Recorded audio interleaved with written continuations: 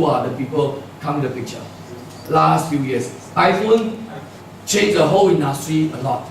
Of course, I think while iPhone was in the picture, other people are also inching in very fast. Samsung is very strong. I think we all know. And after iPhone 4S, until when they launched iPhone 5, after they have launched iPhone 5, they have lost their whole share market price at more than 35% by now. Who came in the picture? This guy is one of the key players. I'm not here to talk about mobile phone. I'm not here to talk about product. I'm here to look at the trend of all the product transition. It applies to almost all industry. You look at the whole product design from those days, the Ericsson, all the way until here, how many years? Less than 15, 20 years. Less than 15 plus years. The product design, the difference from the perception of customer is so marginal. Good afternoon, have a seat. Good afternoon. Customer don't see a lot of difference anymore. Eventually, while product is still very important, product is not the only thing that customer is matter to the customer. 20 years ago, when we talk about service quality, we say, hey, you need to provide good service. Product is always something given. But in today's context, we say we need to provide wonderful experience that is so different compared to your competitors.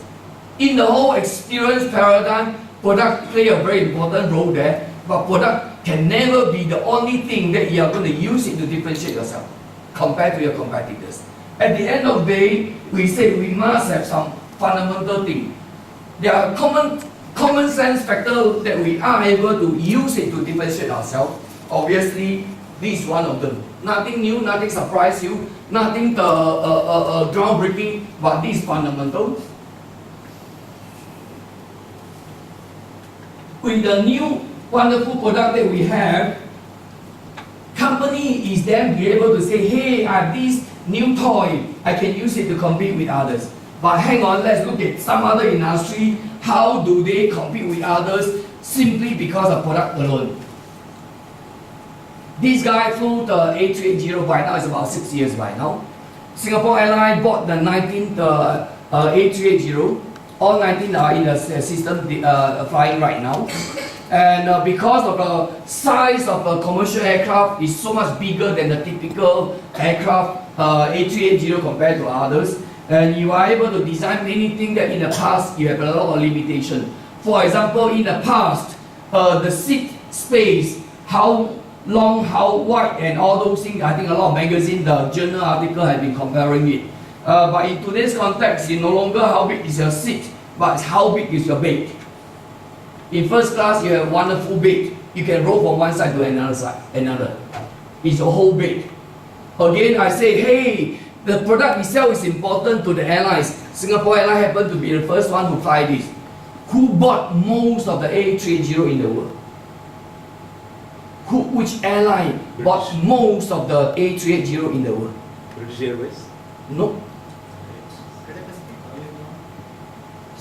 Country not too far away from us.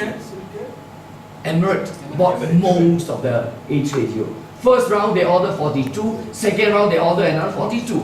They're 84 on order right now. Singapore Airlines only ordered 19. You have money, I have more money than you do. You have better design, you have wonderful bed up there, beautiful the seat, the beautiful environment, the beautiful cabin, the design.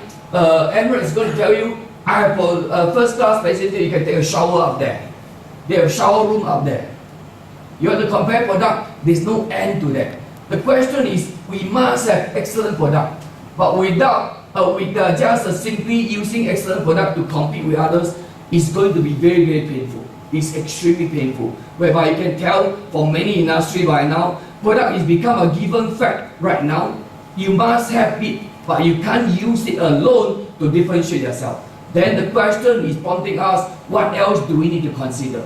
In such a way that we are able to build the entire customer experience in a more holistic, in a more structured manner. So with this backdrop, let's go into the rest of the pieces. We say you have an excellent product. Yes, we need to have this. What else do we need to have? Conveniently, I'm still using the term called processes. Conveniently. Because when I say conveniently, because the word is commonly used and understood by all of us together. But when we talk about processes in the whole customer experience paradigm, it's different ball games altogether. Some of us maybe happen to be familiar with the things called process re-engineering. Try to streamline the processes and all kind of those things. What are the outcomes of the process re-engineering exercise typically? What are the outcomes? There are only two key outcomes at the end of the day. Is either effectiveness and efficiency. There are only two key outcomes. But when it comes to customer experience concept that I'm going to go down to detail in a short while, efficiency may not be the only thing that we bother about. Many a time when we design the whole customer experience for a company, for certain part of the service interaction with the customer, we purposely slow down the process. Why are we so dumb to slow down to make ourselves less efficient? No, because for certain part of our interface with customer, we want them to enjoy the experience, and we purposely design in such a way that for them to enjoy it. Take a simple example in the car industry. There are certain things we purposely do it, not so much as selling a car per se, nothing to do with selling a car, but we purposely do it for the sake of the whole customer experience. Take a simple example in China, when we deliver a car to the owner places the order. Till the moment they get a car, maybe many weeks down the line, it depends on the models, the seasons, and all kind of those things. Waiting is always a painful process. It's a black box. By the time the car ready, in BMW, for example, you know how we do? We even go down to the level, find the auspicious dates, timing, because some of the people are very sensitive to that in China. We find the auspicious dates and time for them. We actually produce an entire video where the whole process, when they actually come to the showroom to receive the car. And for some of the third tier city, we even have one whole troop of the BMW, the people, and escort them back to their home. Because something that wonderful on their face. First BMW in my life. But doing all this is nothing to do with selling a car. But it's the whole experience that you create. In Volvo, for example, when you go to the Volvo and to receive a car from them, after X number of weeks after the long process of waiting, you don't see a car. You see a whole wrapper, like a gift box. The whole car is wrapped out in like a gift, nicely. It's all the surprises that you create for the customer.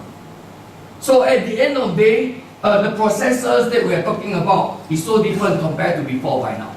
So for the time being, conveniently, I'm going to still use the word called processes before we go down to the detail. Of course, I think certain industry, the place is important. In our industry, the place is important. The showroom, the ambience, the temperature, the setting, the amenities, and so on and so forth. In India, do we have a car showroom that have a children playground, for example? We do all these things in China a lot. What happens is the parent come to the showroom, try to decide which car to buy. Kids are going to be pretty bored. They have nothing to do. So what do? Create a wonderful playground for our children, for example. So for some industry, place become very important right now. Of course, ultimately, the people component, no surprises to any one of us, the people component. Let me cite a couple examples on the people thing, and we'll see what we can actually piece all these things together, become the whole ingredient that we can use eventually. This is a Chinese restaurant that I happened to spend some time, one of those afternoon on Saturday. This Chinese restaurant, the price is reasonable, food is pretty okay. The only difficulty that we always feel is the inconvenience.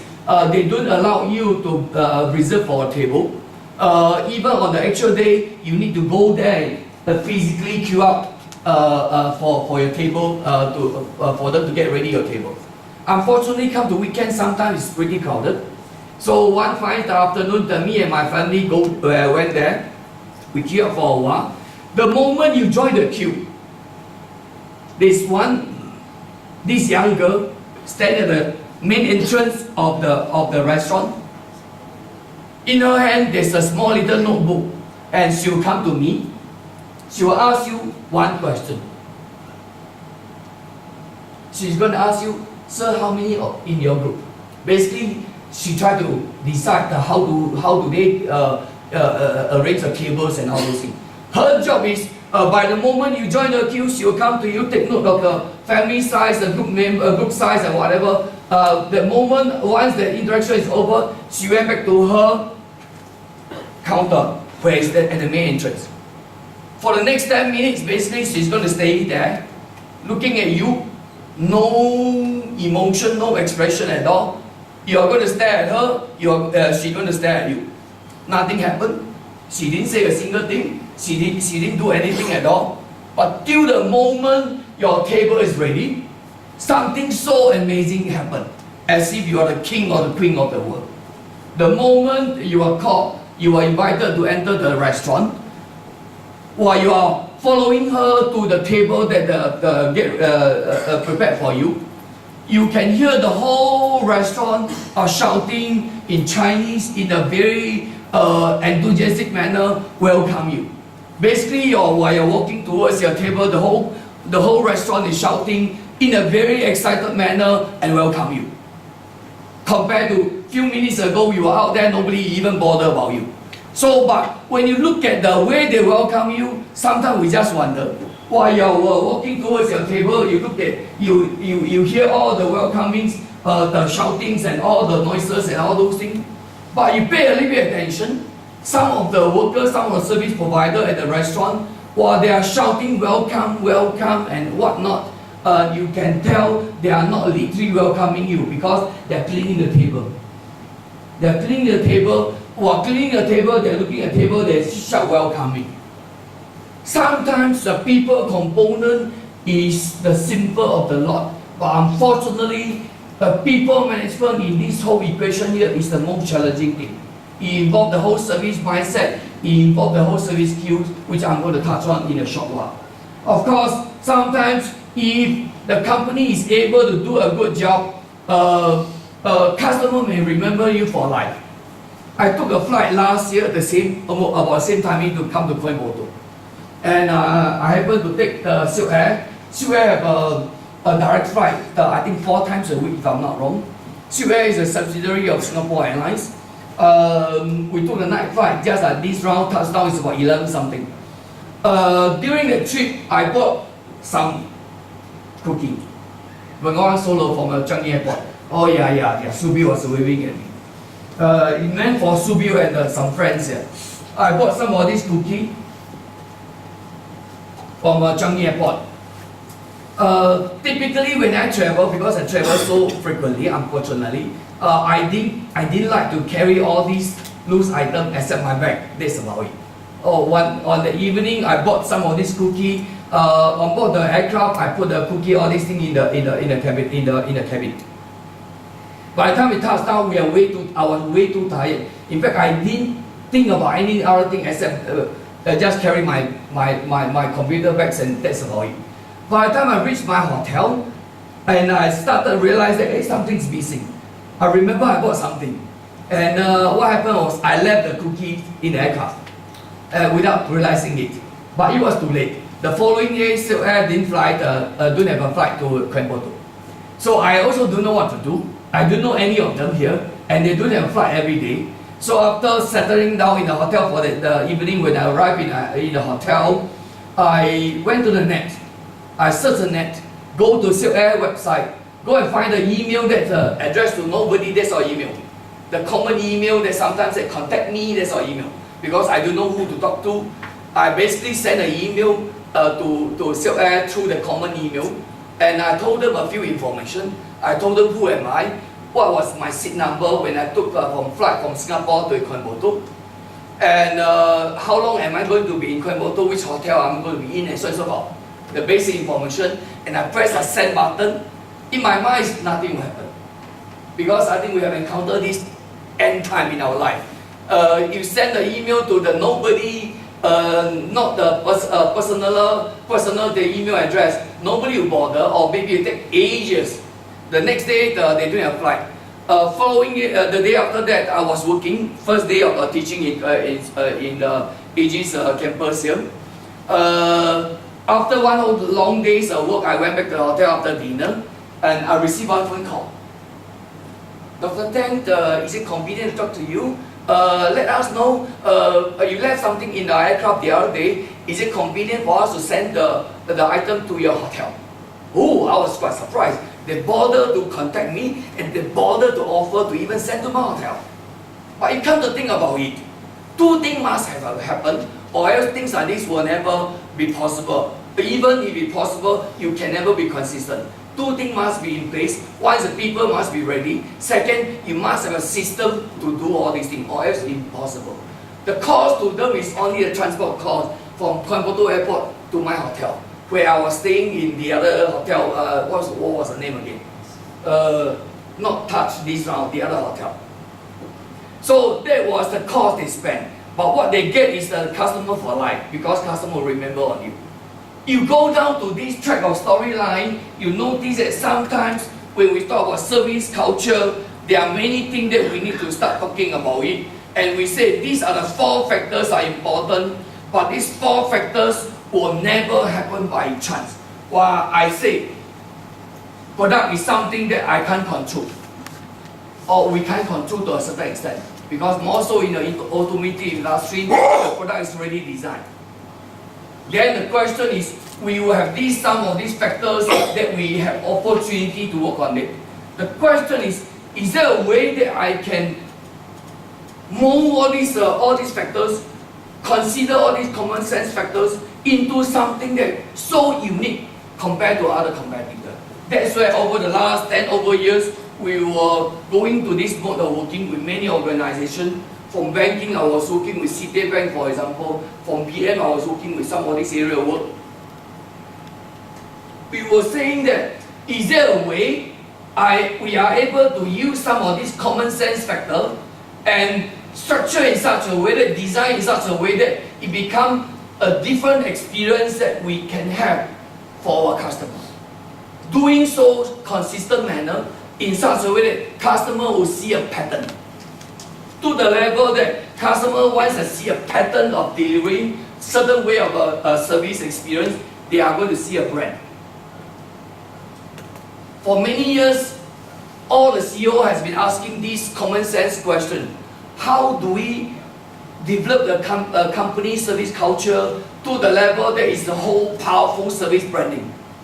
And I always find some of the company is quite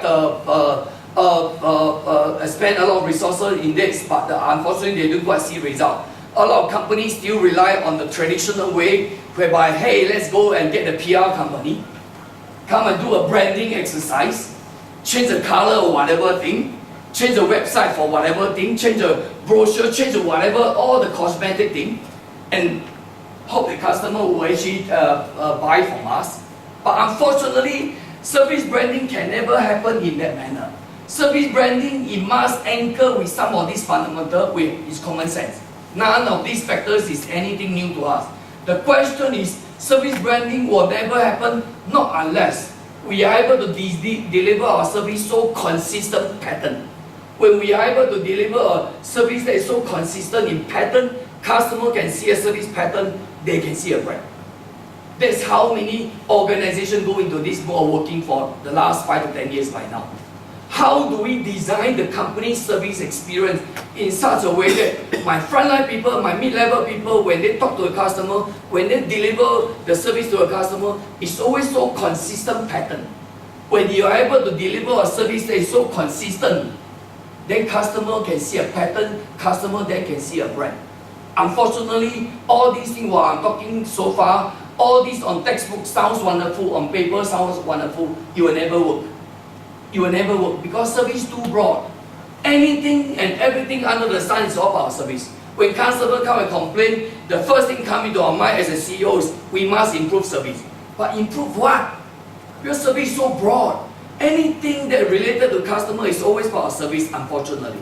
If you look at customer experience in such a broad manner, you can never deliver a service that is consistent and create a pattern.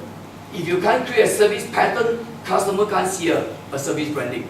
That's why when we're talking about this, the question is, on paper it sounds wonderful to convert from here, translate the customer experience into here on paper, but the question is, how do we then go about doing so in such a way that we are having a potential chance to see the final outcome of service branding together. All organizations will go through this thinking journey. All CEOs are always dreaming about the whole service branding that they have in mind. At the end of 5 years, 10 years, this is a service brand that I want to have for my company. We all dream about this. And it's a realistic, logical dream, because we all know that in today's context, to differentiate ourselves compared to our competitor, this is the ultimate thing that we are differentiating. Singapore Airlines built on the whole service branding, nothing more than that. KT Pacific, same thing. It's all built on the whole service branding. But unfortunately, for the service vision that we have in our mind at the senior level, to the final ultimate journey that we are able to achieve the service branding, way too many factors. It's almost impossible, because like I say, the whole service is so broad. You want to translate this service vision into here, you are going to have a lot of obstacles. Obstacle number one, all the senior management may not even think alike. The whole service vision may be so different. You think of one way, I have my own way of a service vision. Not to even mention ultimately what is the service branding that we have in our mind as a fuzzy picture. So to do this, to translate this into here, that's why for the last many years we say, we must be able to chunk down our service experience into something more bite-sized, which I'll give you some live example in a short while. How do we then chunk down our whole service experience into something that workable, deliverable by our people in a very consistent manner, without fail? Give you one simple example. If you happen to take the Singapore Airlines journey, and once you board the aircraft, they serve you the hot towel. Hot towel is a practice that we learn from Japanese culture. When you go to a Japanese house, friend's house, they serve you hot towel, cold towel, it depends on the season. When you board the aircraft in Singapore Airlines, they serve you hot towel. Pay a bit attention. Even go down to the detail, it's all part of the whole design. What do? When they serve you, give you the hot towel, the color of the tongue, pay a little bit attention. The color of tongue is dark color, dark blue, black color, the handle itself. So 2 minutes later on, after all the passengers use the hot towel, and you see the Singapore girls will come and use take the empty tray, come and pick up all your used towel. Pay a bit attention. The tongue they use 100%, even though the Singapore Airlines we have almost 8,000 cabin crew by now, flying everywhere. You will never see a different practice on this. The tongue they are going to use 100% is red color.